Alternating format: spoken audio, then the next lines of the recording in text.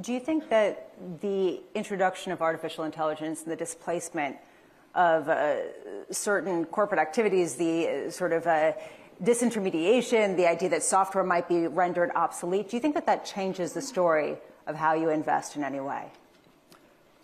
Well, I think that the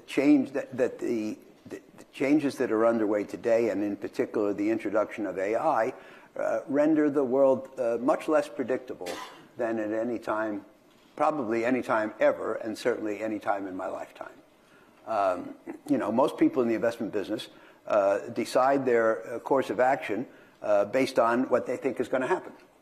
I argue that that's not enough. You need two things. I wrote a book about cycles in 2018, and I said in there you need two things. One is a view of what's going to happen, and the other is a view of the probability that you're right. Not all predictions have the same probability of working out. And I think that life under AI is is one of the most unpredictable things I've ever contemplated. And we just don't know. And by the way, the same power that gives it its importance gives it its unpredictability. What will it do? What won't it do? To what extent will it take over from us? To what extent will it put people out of work? What will a society be like if large numbers of people are put out of work?